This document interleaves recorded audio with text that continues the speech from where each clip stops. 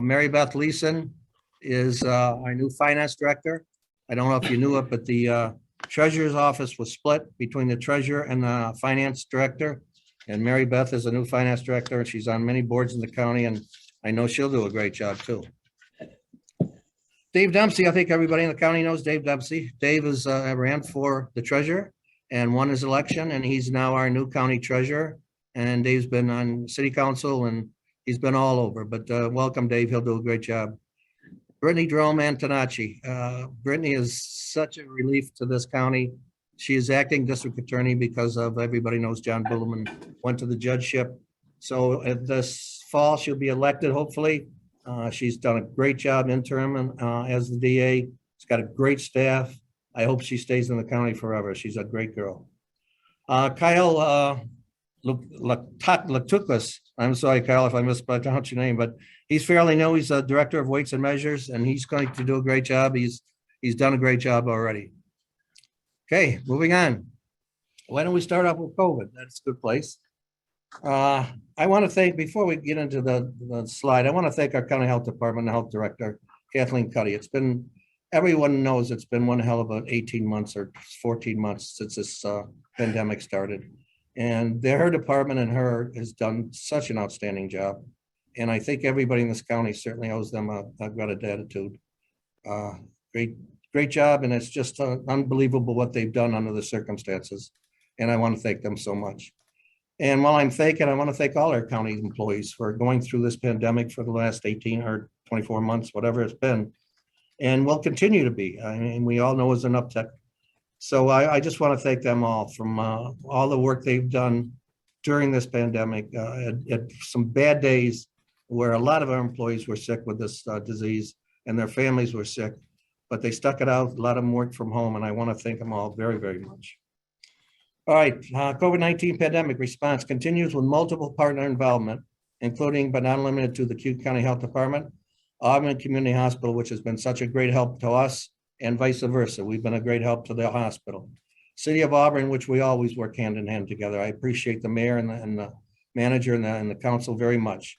And our Cayuga County Emergency Management Office, Dale Courier, has done a great job working with us too. Compared to last year, access to testing is readily available. As you know, 2 years ago, there was none at all. Last year, it was limited. It was sent to different places in the country. Some rural places did not get any. But right now, it's available any place you can want to get it. Just go on the Cayuga County Health Department website, and they'll have dates and locations for you. Vaccine rates are slowly increasing, but there is room for improvement. Vaccine eligibility has expanded, and again, vaccine is readily available. Not just the testing, but the vaccine. And the prevention, I'm not going to read those. Everybody knows what to do to prevent this. Please follow that because, again, it is on an uptick. The next slide is very interesting. I wish you would take time, take a picture of it, make a copy, whatever you want to do. But this is, Kathleen put this together for me, and it really is interesting. If you look at it and analyze it, it's from when this pandemic started, from March 2020 to now. You can see the lines up and down as it spiked and went down again. And COVID testing in the county in the last 3 months, you can see where that's been up and now down. But I think the most interesting is in the small print. In Cayuga County, 48,034 people, 62.7% have received at least one dose. 45,138, 58.9% have received at least 2 doses or a single shot of Johnson & Johnson. 25,347, 31.1% have received a booster. I think the biggest thing to take away from this is we're one of the smallest vaccinated counties in the state, and I can't understand why. I guess sometimes this is America. Everybody has a choice, but please consider it. Talk to your family doctor, whatever you need to do. But we need to try to get our vaccine rate up a little bit if we can. And again, that's a personal choice. I'm not advocating for it or against it. It's up to the individual and their families and their family doctors, but please consider it. Okay, form of government. This is fairly new. It's charter versus non-charter, it's very confusing. There's a lot more to it than what's on the slide. Cayuga County is a non-charter county at this time. The chair of the legislature actually is the executive chair of the county. The charter stands in relationship to a county, city, village, or town, the same way that the state constitution does to a state or federal constitution does to a nation. They define the powers and function of elected officials, as well as the organization and procedures of local government. We are now in the process, the legislators, of reviewing the form of government, see if we want to change the form of government. There's tasks ahead. If you can change that, Mac, please. Develop charter committee, charter committee, which we've already done. We have several people there that are working on this process. There's so much information to share with the legislators and with the public. The committee presents a draft to the legislature for a vote. Legislator then votes on it, submits it to the Board of Education to be put on a ballot by August. The biggest thing in this takeaway in this slide is by August, we have to make a decision, we being the legislature, has to make a decision what form of government we're going to have, because it has to be on the ballot in November. So it has to be done in August, so the Board of Election people can put it together and have a referendum and put it on the November ballot. Certainly the public will be educated as we go along with this. It has to be voted by the constituents in this county by referendum and in November. Implementation. It could be an executive form of government, which is like Onondaga County has, if a lot of you know that. Ryan McMahon is the executive over there, the legislature. He answers to the legislature. They have veto powers of 2/3, but he runs the day-to-day operations. He's, again, a county executive. There will be some new legislative districts. Cheryl Harry and Katie Lacey, the commissioners of the Board of Education, have worked so hard on this and have been so helpful. They have had presentations to the full edge and will continue to do that. And there could be definitely some district changes on that. Redistricting, which goes hand in hand. The county is required by law to have substantial population equity in its legislative districts. New York State is required to do the same thing, and they're in the process. They've already passed it. Well, what that means is 5%. If you have a population, we'll just give an example. The village or the town of Mentz was his village of Wheatsport. There's a certain population there, and that has to be less or more than 5% of other districts. So if your district now is whatever district it may be, there's 15 districts, is larger than other districts by more than 5% or smaller than other districts by 5%, those districts have to be combined. So it is quite a process. There may be a change. We're working on this. We'll continue to work on this through the summer. We could stay with 15 legislators. We could go to 13. We could go to 11 or even 9. And again, the legislators and Board of Election are working on this quite often, and will be another presentation coming up in April. But it must have been getting completed by August, and it could really change the legislative districts and the amount of legislators in the county. Building feasibility study. This has been, when I was sheriff, I got elected sheriff in 2006. I came to the legislative meetings. This project was talked about back in 2006. And here we are in 2022, and nothing has really been done about it. So I made a commitment, and I think the other legislators did too, that we were going to work on this project, decide what we're going to do, and make sure before we leave office or within the next year or two, that we decide what we're going to do. There's 3 choices here. Renovate the current county office building. Anybody that's been in here knows the shape that this county office building is in. It's over 55 years old. Building an entirely new county office building. Repurposing a different existing property and move to that property. Making an addition to the current county office building, which means add on to this, rip this building down, or build a new building on the lot. The full legislature is committed to this task, and will definitely have something by the end of the year in progress, and we'll let them know. All right, so that's a big one to me. It really has been. It's been a big one to me for a long time. We have our vendors, Barton and the Judas, have been working very hand in hand with us. They're actually interviewing the department heads as we speak. So they're coming up with a lot of information that we should know within a month or two. Okay, I'm going to introduce my partner now. I think everybody in the county knows Steve Lynch. He's our director of county planning. he does one of the best jobs I've ever seen done, and he's outstanding. I'm sure a lot of you have heard him talk, but he will do some presentation, has some slides of our many county projects. Thank you.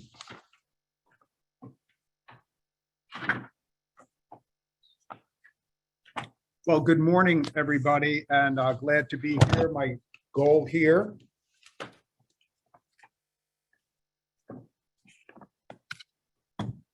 there we go. My goal here is to introduce you to the planning department and the work we're doing. Department is working on projects throughout the county. We have a staff of 7 full-time planners and supported by a full-time and part-time administrative assistants. And we have 7 project priority areas. They're up on the list here. Water quality and resource protection is clearly an important one for this county. Parks and recreation development work, that is for tourism and economic development. Of course, we do a lot of municipal land use planning and zoning assistance to our communities. Waterfront development for our lake and shoreline communities. We're involved in some renewable energy projects and energy conservation efforts. We've always and will continue to provide agriculture and farmland protection and support. And we provide support for economic development with our partners at the Cayuga Economic Development Agency. Starting with water quality here, the Cayuga County Water Quality Management Agency is a resource to the county legislature for all water-related issues. The agency is staffed by county planning and implements projects for water resources in Cayuga County. We try to inform county residents about water quality issues and engage county residents in water quality protection programs and activities.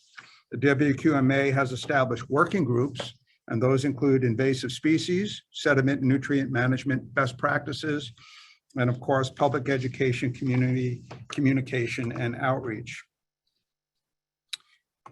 Cayuga County Planning secured a Department of State grant to incorporate Environmental Protection Agency's 9 Elements Plan into the recently adopted Owasco Lake Watershed Management and Waterfront Revitalization Plan.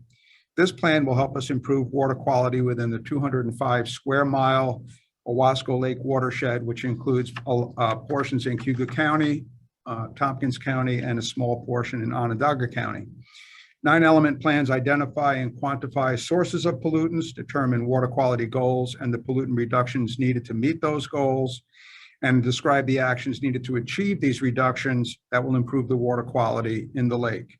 These plans are specifically suited to non-point or dispersed sources of nutrients and pollutants, which is the dominant form of pollutant in Owasco Lake. The project's in its final phases, I'm happy to tell you, and there will be a public presentation this spring, and the 9-element plan will be completed by August of 2022. At the request of the City of Auburn and the Town of Owasco, and with the support of the Cayuga County Legislature, Cayuga County Planning Department took a lead role in late 2017 to update the Owasco Lake Watershed Rules and Regulations. The current rules and regulations are now approaching 38 years old, and they're just not in a position to fully address the current watershed challenges facing Owasco Lake. The Rules and Regulations Project is an important water quality initiative, and it's being undertaken on behalf of the City of Auburn and the Town of Owasco. As you all know, they are the major water purveyors sourcing and distributing public water supply from Owasco Lake. This project included strategic coordination and outreach with a number of stakeholder partners, and I'd like to name them here because this was truly a team effort and a lot of people were engaged and involved. That included the City of Auburn and the Town of Owasco, of course, the Cayuga County Health Department at the county level, the Owasco Lake Watershed Management Council, an intergovernmental group that is now approaching, I think, 9 or 10 municipalities participating. The Owasco Lake Watershed Association, which most of us know as AWLA, the Cayuga County Soil and Water Conservation District, Cornell Cooperative Extension and their staff from the New York State Department of Environmental Conservation were directly involved, and stakeholder partners from the Cayuga County farmers representing both dairy and farm crops. I'd like to mention before I move on that draft watershed rules and regulations have been developed by the City of Auburn and the Town of Owasco, and they supported those regulations in October 2020. Now, unfortunately, after more than 16 months, the city and the town are still waiting for the state to complete its review and approval process, although we've been told we're going to get whatever answer the state has for us on these regulations in the coming months. The city of Auburn, I should mention, is also preparing a drinking water source protection plan, a new initiative from the DEC and the New York State Department of Health. These plans identify and map potential contaminant sources, address potential threats, and recommend measures for protection. The plan will identify a project implementation team to track progress and increase community engagement, and that plan is scheduled for completion in the summer of 2022. Staying on the waterfronts, Cayuga County recently secured 2 New York State Department of State grants for what we call local waterfront revitalization plans. One is for the village of Cayuga, which is shown on the left side of your screen, and the other is for the combined town of Sterling and village of Fairhaven on the right side of your screen up on Lake Ontario. An LWRP is a land and water use plan and is prepared by a community as well as a strategy to implement the plan. Completing a local waterfront revitalization program can significantly increase a community's ability to attract appropriate development that will take advantage of, but also respect the unique cultural and natural characteristics of their waterfront. The plans present a unified vision for these waterfronts and increase a community's chance to obtain public and private funding for waterfront projects. Both projects were started in April of 2020, and county planners working with committees of local residents in these communities to develop the documents. There will be, both will have had at least 3 public meetings by this August, and they're scheduled to have their final draft submitted to the New York State Department of State by this end of summer and adoption by the end of the year. Of course, the planning department provides a lot of assistance to our towns and villages, and what you're seeing in front of you is a list of projects that we are working on now or completed between 2021 and 2022. The Cato zoning ordinance was completed in 2022. The Town of Conquest Comprehensive Plan was recently started and will be completed in the spring of 2023.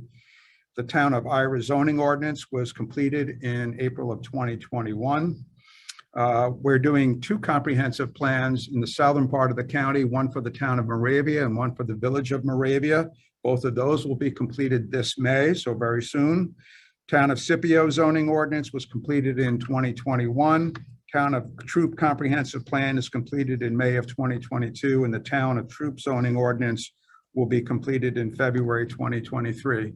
All of this work is being done by our core landscape and land use planning group consisting of 3 planners, and they're out doing this work on a daily basis with these communities.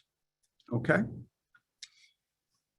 Let's talk about Emerson Park just briefly. Since preparing the master plan, which was adopted unanimously by the county legislature in 2015, the department has been working hand in hand with Parks Department Superintendent Doug Delastrito on the revitalization of Emerson Park. A $964,000 phase 1 project was funded by leveraging county funds with an environmental or EPA funded grant of $482,000 and a very generous contribution from the Fred L. Emerson Foundation for $182,000. The project scope, as you can see here, this is an in-progress picture, included a new pedestrian pathway that connects 3 corners of Deauville Island and a pedestrian bridge that links the island to White Bridge Road. And you can go under that along the Wasco River Trail. And we also have some landscaping that we've done along there. Construction began in 2019 in the fall and was completed in late 2020.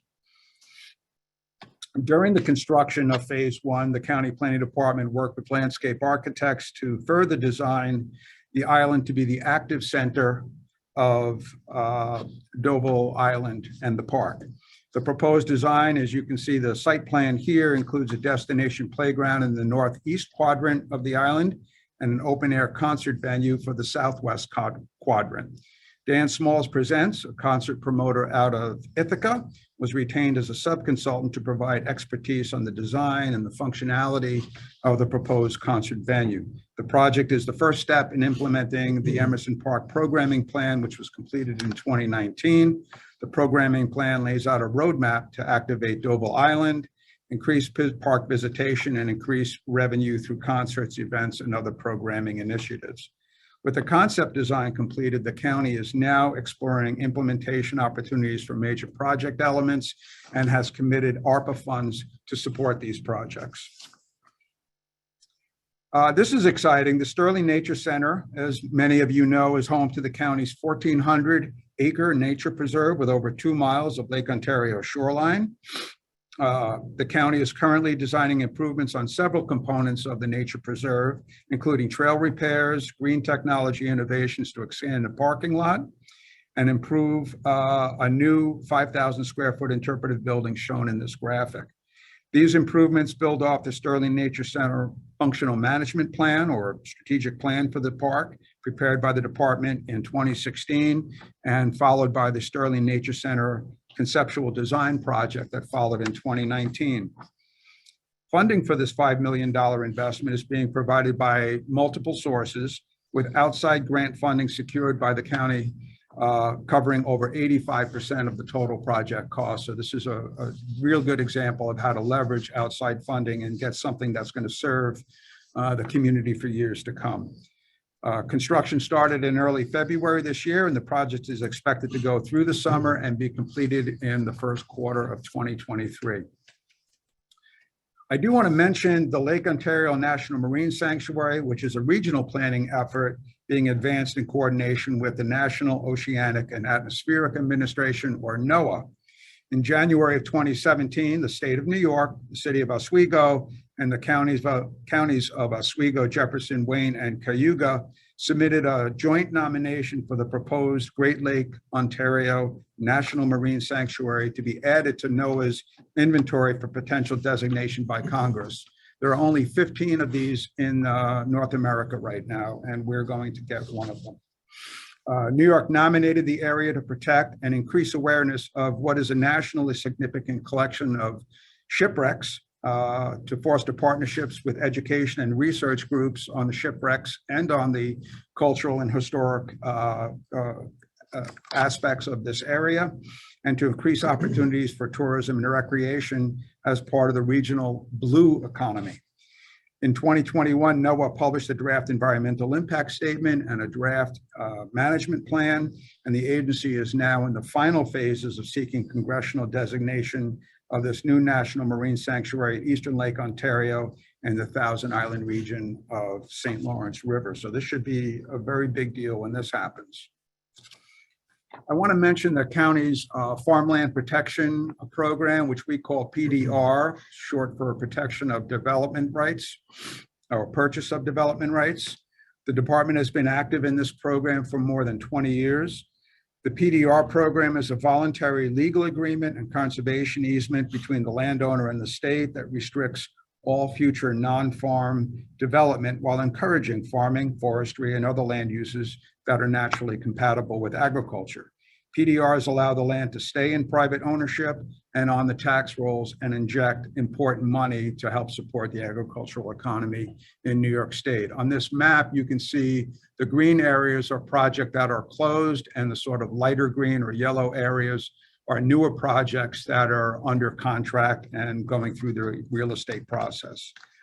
The county's Farmland Protection Program launched in 2001 through the Planning Department with an award of over $1 million from the New York State Department of Ag and Markets for protection of a 676-acre farm and a dairy farm in the town of Fleming through the purchase of development rights on that farm. And since then, between 2001 and 2022, we have continued to work on this program and provide our farmers with access to this state ag and markets program. And we've helped secure almost $18 million in state funds to protect a total of 9,250 acres on 18 farms scattered throughout the town of Aurelius, the town of Brutus and Cato, Fleming, Ira, Scipio, Springport, and most recently, you can see in the top of that map, one was awarded 2 days ago for the town of Sterling. This active farmland is now protected by permanent conservation easements, and these easements are currently held, monitored, and enforced by our partners at the New York Agricultural Land Trust. The county has also worked to advance renewable energy projects within the county. What you're looking at here is the county jail and public safety building and soil and water conservation district offices up on County House Road in the town of Senate. And what you're looking at is a proposed solar array on approximately 20 acres or so, which is really vacant and underutilized land at the back of this facility. The abundant solar energy project at this facility was approved and permitted by the town of Senate, and the county legislature authorized a 25-year lease for the use of this land with abundant solar through a resolution of the legislature. They've started up and construction is beginning here in 2022. And when it is done, clean and renewable solar energy produced on vacant and underutilized county land will then be made available through abundant solar at competitive rates to county residents in Cayuga County. So you would not have to put them on your roof of your house, or if you have an apartment, you can get locally created solar energy to provide you with electricity. Now at 5 megawatts, the county project is a relatively small scale renewable energy project.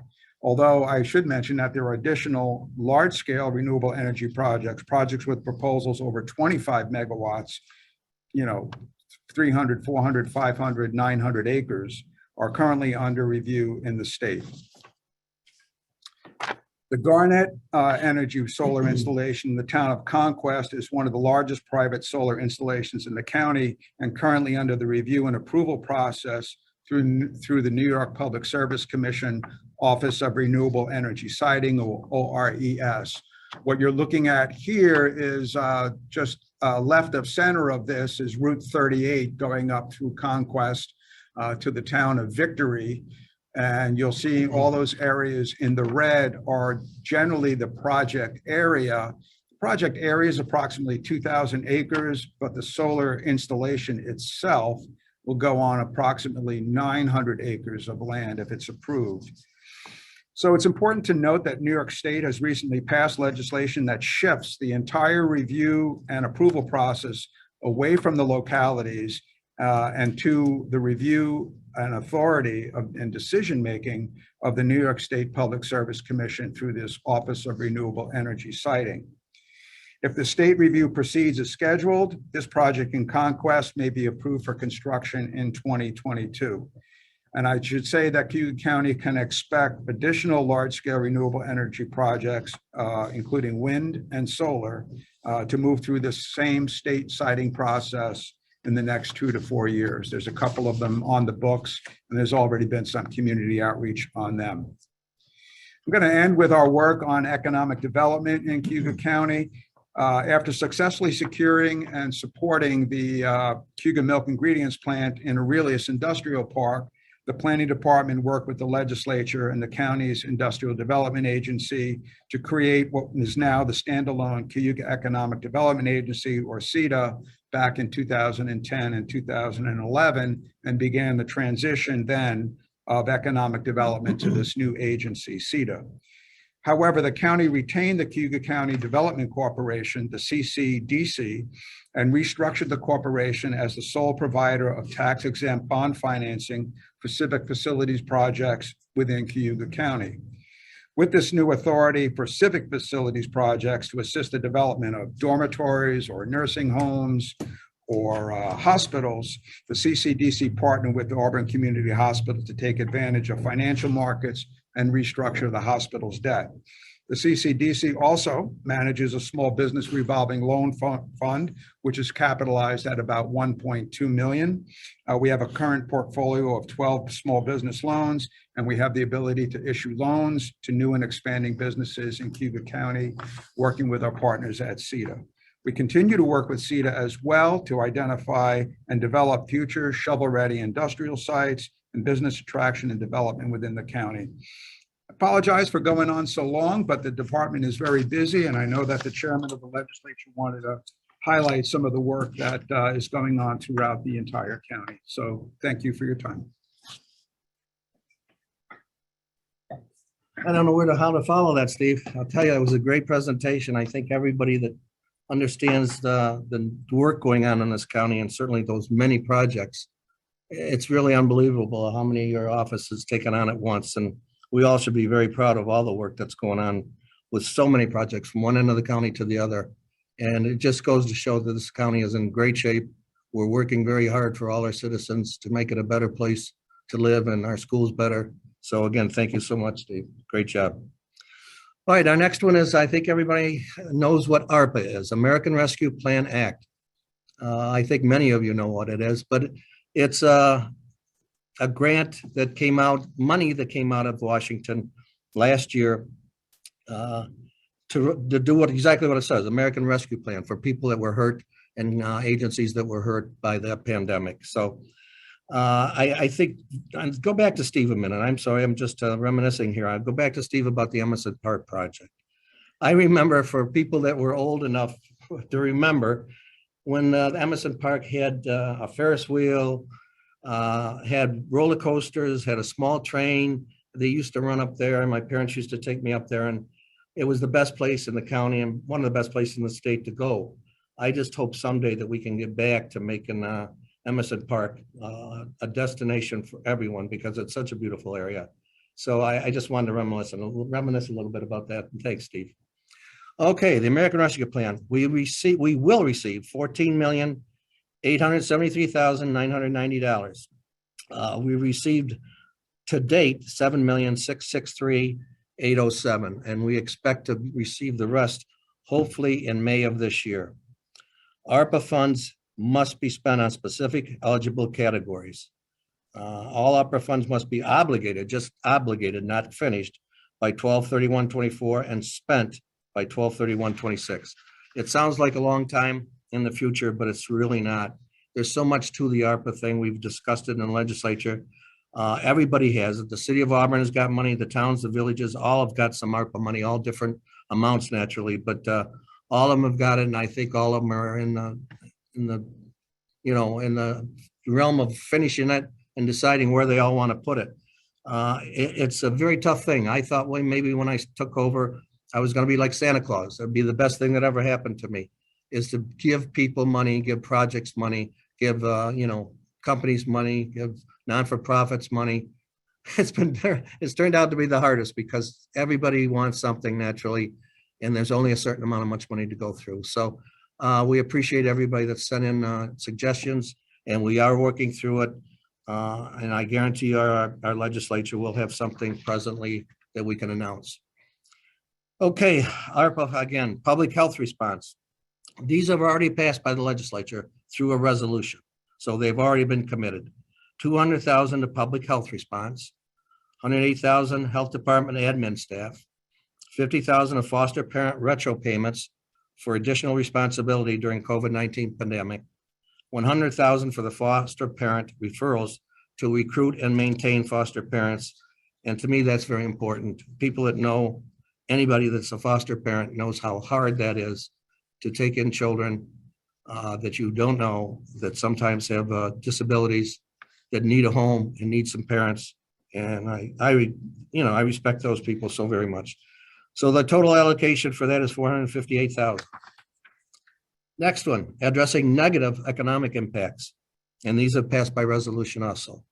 $100,000 Cayuga counts. That's a restaurant voucher program. $250,000 homeless shelter emergency housing. Some of this was done before this new legislature took over by the last legislature, and I give them a lot of credit for doing this.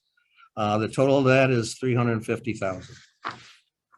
ARPA, water, sewer, and broadband infrastructure, $200,000 for the new water and sewer districts, CCWSA. This is also passed by resolution so far, and the allocation is $200,000. ARPA, replacing revenue loss. This is the loss due to the pandemic over the last 2.5 years. This again is passed by resolution already. 1 million to the Emerson Park Revitalization Project, which I talked about a few minutes ago. I know that'll be put to good use. It is just such a great place to bring your children and adults and relax and take the stress away from our everyday life. So please visit Emerson Park, and you'll see something amazing in the next year or so. $861,807 for the Sterling Nature Center. Steve showed you a picture of that. That's going to be a beautiful place for people that live in the central or southern part of the county. Many probably have never been up to Sterling Nature Center. You should really go up. I know I went through Leadership Keuka, and we went up and then took a tour up there. And now it's even going to be much nicer. So please go up and spend some time up there. It's a beautiful place right on Lake Ontario. I think you'll all love it. $3 million. It sounds like a lot, but $3 million for the Dreams Project. This is digitalizing all the paperwork in Cayuga County for all the departments. Sue Dwyer came up with this as our county clerk. There was a lot of discussion by the legislators, and this is something that will be mandated in the future if we didn't do it now. And I think it'll help us space-wise in every department in this county. I think it's a great idea, and thank you, Sue, for bringing that forward. 325,000 battery packs for the UPS units and 911 towers, which is needed.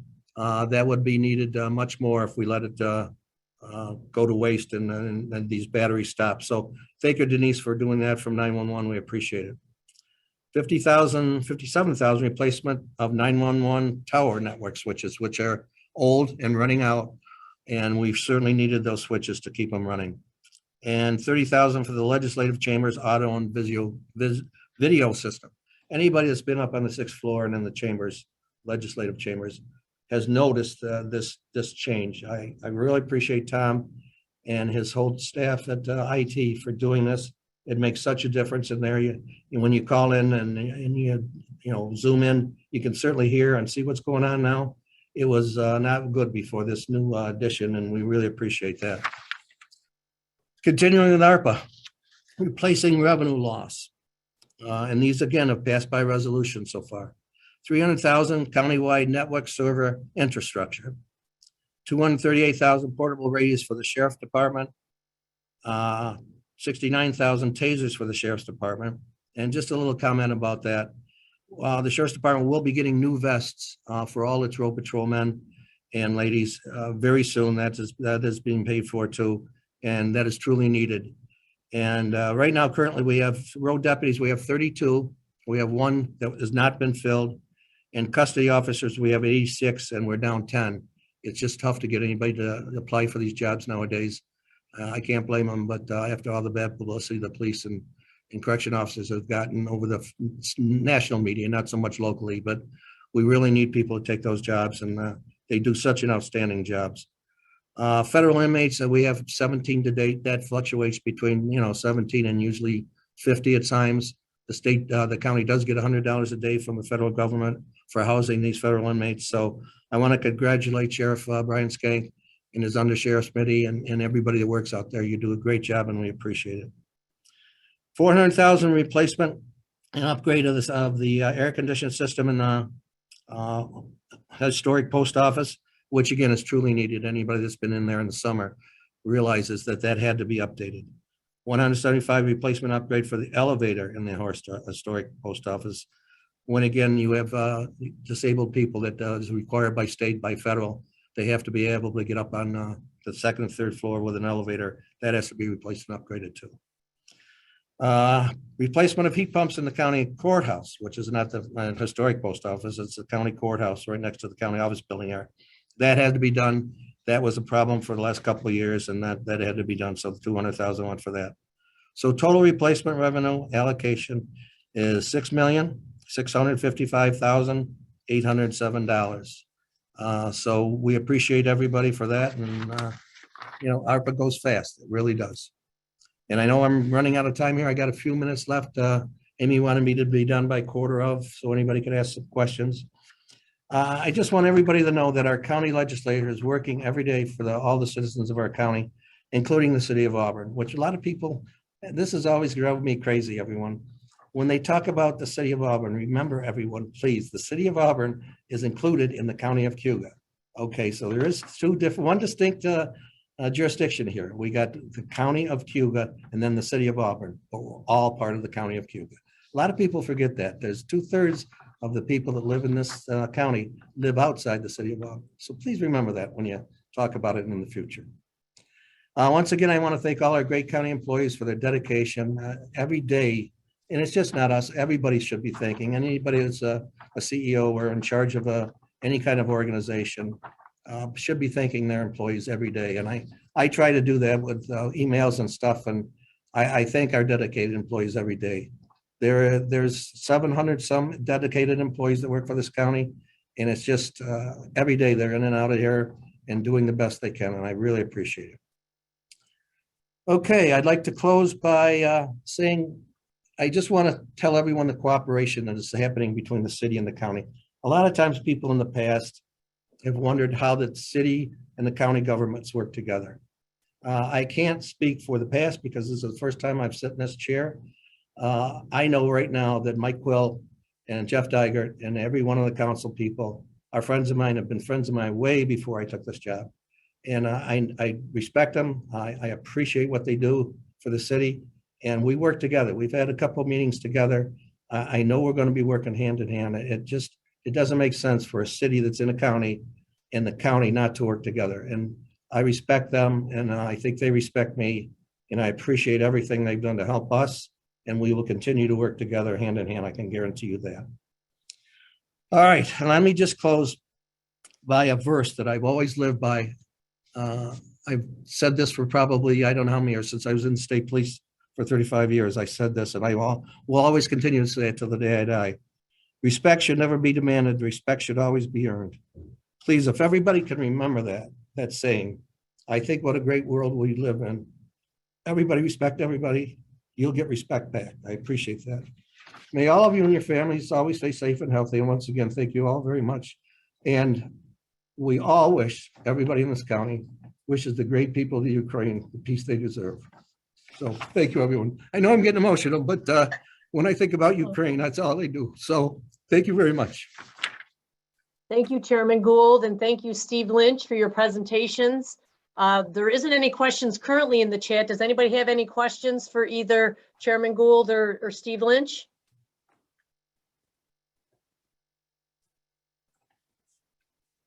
Everybody's good? Okay, the presentation will be sent to everybody that was registered if you had to get on a little late. So we'll send you that. It'll be available to you. And with that, I want everybody to have a wonderful day. And on the chamber side, we do have a Marketing Monday workshop on Monday with EJ Honori. And then next week, we will announce our 2022 Chamber Award winners. So watch for all that information. If you're not getting our emails, please let us know so that you know what's going on. We will start our in-person events in April. So April 27th, we have our first Business After 5 since 2020. So please be mindful to register for that. It's going to be at Savannah Bank in Port Byron. So we look forward to getting back, seeing everybody in person. And once again, thank you to our county presenters. We appreciate all the information. And everybody, please stay healthy and well. And to David's point, keep the Ukraine in your minds and in prayers for everyone. So have a great rest of your day. And thanks again for coming on. Thank you very much, everyone. Thank you, Amy. Thank you, Jessica.